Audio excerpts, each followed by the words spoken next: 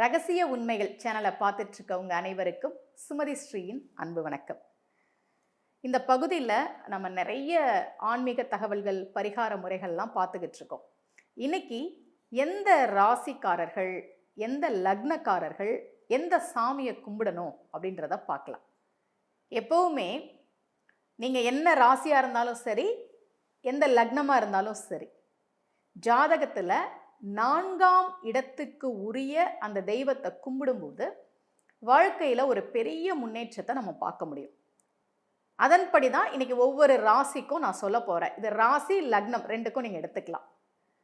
இப்போ நீங்கள் மேஷ ராசி அல்லது மேஷ லக்னம், நீங்கள் எந்த சாமியை கும்பிடணும் அப்படின்னா அம்பாள் வழிபாடு. அம்பாள்னா எந்த அம்பாள்? அலங்காரம் இல்லாத அம்மன் வழிபாடு. அலங்காரம் இல்லாத அம்மன்னா யாரு? கோவிலில் கோஷ்டத்தில் இருப்பாங்க, நீங்கள் பார்த்துருப்பீங்க. இந்த கருவறை அப்படி சுற்றி வரும்போது கோஷ்டத்திலேயே அம்மன் வச்சுருப்பாங்க இல்லையா? இப்போ துர்க்கையெல்லாம் பெரும்பாலும் அப்படி தான் இருப்பாங்க. ஆக மேஷ ராசி மேஷ லக்னம் அப்படின்னா அலங்காரம் இல்லாத அம்மனை வழிபடுவது உங்களுக்கு முன்னேற்றத்தை, சிறப்பை தரும். ரிஷப ராசி ரிஷப லக்னம், நீங்கள் சிவ வழிபாடு செய்வது. பழமையான சிவ ஆலயங்கள் இருக்குது, பாடல் பெற்ற தலங்கள் இருக்குது அப்படின்னா அந்த கோவில்களுக்கு வாய்ப்பு கிடைக்கிறப்பெல்லாம் போங்க. அங்கே நடக்கிற பிரதோஷத்தில் கலந்துக்கங்க. சிவனுக்குரிய வழிபாடுகளை தொடர்ந்து செய்து வருகிற போது உங்கள் வாழ்க்கையில் ஒரு மிகப்பெரிய முன்னேற்றத்தை உங்களால் பார்க்க முடியும். அடுத்து மிதுன ராசி மிதுன லக்னம், பெருமாள் வழிபாடு. பெருமாள்னா எந்த பெருமாள்? நிறைய அவதாரங்கள் இருக்கு பெருமாளுக்கு. ராமராக இருந்தாலும் சரி, கிருஷ்ணராக இருந்தாலும் சரி. முக்கியமாக சக்கரத்தாழ்வார் வழிபாடு அப்படின்றது கை மேலே பலன்னு சொல்லுவோம்ல, உடனடியாக ஒரு ரிசல்ட் கொடுக்கக்கூடியதுன்னு சொல்லுவோம் இல்லையா? அது சக்கரத்தாழ்வார் வழிபாட்டில் நான் அனுபவிச்சிருக்கேன். நிறைய பேருக்கு சொல்லி அவங்களும் அந்த ரிசல்ட் சொல்லியிருக்காங்க. சக்கரத்தாழ்வாரை தொடர்ந்து வழிபாடு செய்கிற போது ஒரு அளப்பரிய முன்னேற்றத்தை உங்களால் பார்க்க முடியும். நீங்கள் மிதுன ராசி மிதுன லக்னம் ரெண்டில் எதாக இருந்தாலும் சரி, பெருமாள் வழிபாடு செய்வது உங்களுக்கு மிகப்பெரிய முன்னேற்றத்தை தரும். கடக ராசி கடக லக்னம், அலங்காரமான அம்மன். அலங்காரமான அம்மன்லாம் யாரு? மதுரை மீனாட்சி அம்மன், மகாலட்சுமி தாயார், காஞ்சி காமாட்சி அம்மன், இப்படி அலங்காரமாக இருக்கக்கூடிய அம்மனை வழிபடுவது, அந்த அம்பாள் வழிபாடுகளை தொடர்ந்து செய்வது உங்களுக்கு பல சிறப்புகளை பெற்றுத்தரும். சிம்ம ராசி சிம்ம லக்னம், திருச்செந்தூர் முருகனை வழிபாடு பண்ணுங்க. முருகனை இறுக்கமாக பிடிச்சிக்கோங்க. முருகப்பெருமான் பக்தர்களை சோதிக்கவே மாட்டான். யாராவது ஏதாவது கேட்டால் கொடுத்துருவான். கேட்டதை விடவும் அதிகமாக கொடுத்துருவான். அதனால நீங்கள் வணங்க வேண்டிய தெய்வம், வழிபட வேண்டிய தெய்வம் முருகப்பெருமான். அந்த திருச்செந்தூர் முருகன்னா இன்னும் விசேஷம்.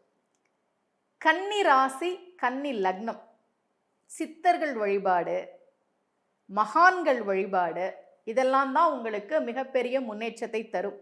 யோகிராம் சுரத்குமார், ராகவேந்திரர், இந்த மாதிரி யாராவது ஒரு மகான் அல்லது யாராவது ஒரு சித்தர், கரூர் சித்தர், போகர், இந்த மாதிரி சித்தர்களை நீங்கள் வழிபாடு செய்கிற போது, சித்தர்களுடைய ஜீவ சமாதிக்கு சென்று நீங்கள் வழிபடுகிற போது உங்கள் வாழ்க்கையில் நிறைய முன்னேற்றத்தை நீங்கள் பார்க்க முடியும். கன்னி ராசி கன்னி லக்னம், நீங்கள் ராசியாக இருந்தாலும் சரி, லக்னமாக இருந்தாலும் சரி, சித்தர்கள் மகான்கள் வழிபாடு பண்ணுங்க. அவங்களுடைய ஜீவ சமாதிக்கு வாய்ப்பு கிடைக்கிறப்பெல்லாம் போயிட்டு வாங்க. துலாம் துலாம் ராசியாக இருந்தாலும் சரி, துலாம் லக்னமாக இருந்தாலும் சரி, நீங்கள் வழிபட வேண்டிய தெய்வம் சாஸ்தா. ஐயப்பனுடைய வழிபாடை நீங்கள் தொடர்ந்து பண்ணிக்கிட்டே வாங்க. ஒரு பெரிய முன்னேற்றத்தை நீங்கள் பார்க்க முடியும். நீங்கள் தினமும் அலுவலகத்துக்கு போகிறதுக்கு முன்னாடி, வீட்டை விட்டு கிளம்புறதுக்கு முன்னாடி ஐயப்பனை, சாஸ்தாவை மனசில் நினச்சிட்டு வணங்கிட்டு போங்க. அந்த காரியம் உங்களுக்கு வெற்றியாகும். எப்பவும் கூடவே இருந்து வழிநடத்தக்கூடிய தெய்வமாக உங்களுக்கு அந்த தெய்வம் இருக்கும் துலாம் ராசிக்காரர்களுக்கு. அடுத்து விருட்சிகம். நீங்கள் விருட்சிக ராசியாக இருந்தாலும் சரி அல்லது விருட்சிக லக்னமாக இருந்தாலும் சரி, காவல் தெய்வ வழிபாடை நீங்கள் எடுத்துக்கோங்க. காவல் தெய்வங்கள் முனீஸ்வரன், கருப்பன், கருப்பராயன். மதுரையில் கூட பாண்டிமுனி அப்படின்ற ஒரு கோவில், ரொம்ப பிரசித்தி பெற்ற கோவில் இருக்கு.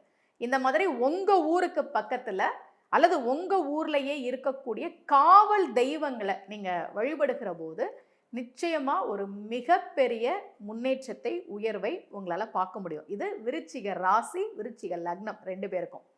தனுசு தனுசு ராசியா இருந்தாலும் சரி, தனுசு லக்னமா இருந்தாலும் சரி, திருச்செந்தூர் முருகனைத்தான் நீங்க வழிபடணும். அவரை மட்டும்தான் வழிபடணுமா? அப்படி இல்லை. அவரை வழிபடுகிற போது உங்களுடைய ராசி லக்னத்துக்கு இந்த தெய்வங்கள் உங்களுக்கு நிறைய அருள் செய்வார்கள். அதனால திருச்செந்தூர் முருகனை நீங்க வழிபடுங்க. மகரம் மகர ராசியா இருந்தாலும் சரி, அல்லது மகர லக்னமாக இருந்தாலும் சரி, அவங்களுக்கும் முருக வழிபாடு தான். ஆனா மலை மேல இருக்கக்கூடிய முருகனை நீங்க வழிபாடு பண்ணணும். ஏன்னா தனுசுக்கு 4ஆம் வீடு மீனம். தனுசுன்றது குருவோட வீடு. அதனால திருச்செந்தூர் முருகனை சொன்னோம். மகரத்துக்கு 4ஆவது வீடு செவ்வாய். செவ்வாய்க்கு அதிபதி முருகன். அதனால அந்த செவ்வாய்க்கு அதிபதியாக இருக்கக்கூடிய முருகன் மலையில இருக்கிறார் இல்லையா, பழனி, மருதமலை, சுவாமி மலை, இந்த மாதிரி இடங்கள்ல இருக்கக்கூடிய முருகனை வழிபாடு பண்றது நல்ல பலன்களை பெற்றுத்தரும். அப்படின்றதுனால தனுசு ராசி, தனுசு லக்னமா இருந்தா திருச்செந்தூர் முருகன், அங்க அவர் குருவா இருக்கிறார். மகர ராசி, மகர லக்னமா இருந்தா மலை மேல இருக்கக்கூடிய முருகப்பெருமானை நீங்க வழிபாடு பண்ணலாம். கும்பராசி கும்ப ராசியா இருந்தாலும் சரி, கும்ப லக்னமா இருந்தாலும் சரி, அவங்களுக்கு 4ஆம் இடம் அப்படின்றது ரிஷபமா வரும்.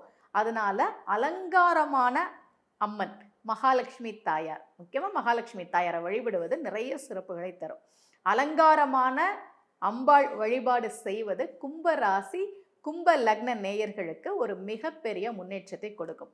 அதே மாதிரி மீன ராசி, யாரெல்லாம் மீன ராசியில் இருக்கிறீங்களோ அல்லது மீன லக்னத்தில் இருக்கிறீங்களோ அவங்களாம் பெருமாள் வழிபாடு, நிறைய பெருமாள் இருக்கிறாங்க.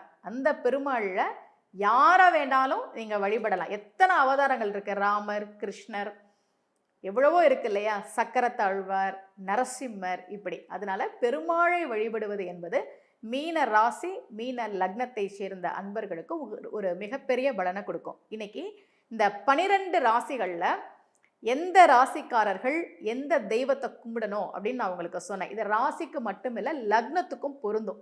அதனால நீங்க எந்த ராசின்னு பாருங்க, எந்த லக்னம்னு பாருங்க. இந்த தெய்வங்களை தொடர்ந்து நீங்கள் வழிபாடு செய்து வருகிற போது ஒரு மிகப்பெரிய முன்னேற்றம், ஒரு மிகப்பெரிய வளர்ச்சி உங்க வாழ்க்கையில நிச்சயமா உங்களுக்கு கிடைக்கும். மீண்டும் அடுத்த பதிவில் சந்திக்கலாம். அனைவருக்கும் அன்புடன் சுமதி ஸ்ரீ.